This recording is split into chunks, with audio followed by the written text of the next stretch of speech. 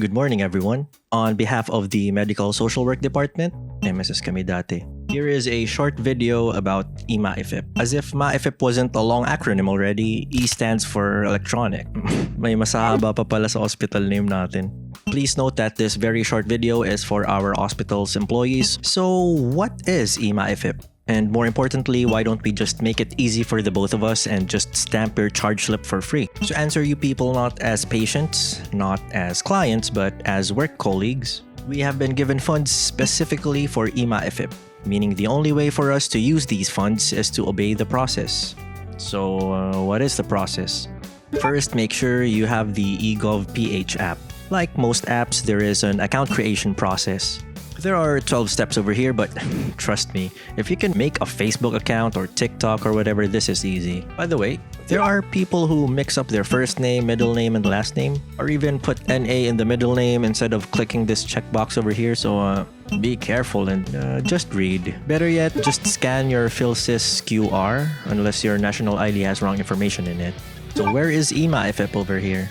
Tap Health, tap E-MAIFIP, tap Mag-apply ng tulong medikal, tap Water para di mauhaw. Choose whether you are applying as yourself or applying for another person. Fill in your personal information. Now, it is required for you to upload the patient's valid ID and the charge slips. Then you will verify the correctness of everything you typed in there, or else you'll suffer 10 plus more minutes trying to rectify what you've done. And then you undergo the usual process with our social workers. Looking at all of these, you only really have to fill information in once, unless you are applying on behalf of another person. In that case, if you really want to minimize hassle, just let the patient themselves set their own account up. For future transactions, the only extra steps on your part really is uploading your ID and charge slips.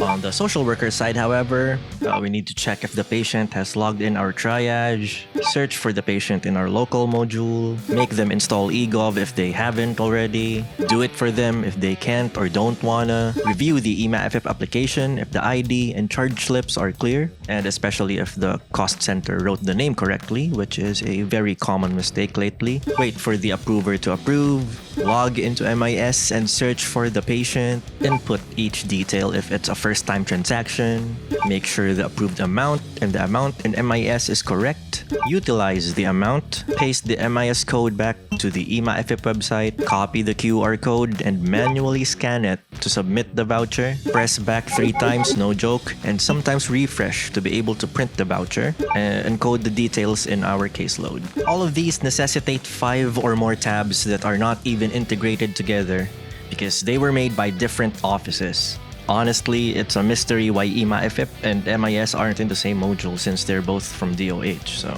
There are still more steps, but I guess you guys get the point. At the cost of our reports, we stationed some of our staff into a help desk since unlike Manila where E-MAIFIP was tested on, the tech literacy and internet in our area is much lower, building up more turnaround time. Our social workers conduct watchers education twice a day, but there are people who arrive in between these or some just don't really pay attention. That's why our OPD social workers have been going home by 9 p.m. last month. Believe me, if it were only up to us, we'd just stamp all of your charge slips without thinking and sit pretty by 2 p.m. And that's it. Thank you for tuning into this short, very serious video. And I hope I can actually answer your questions if there are any.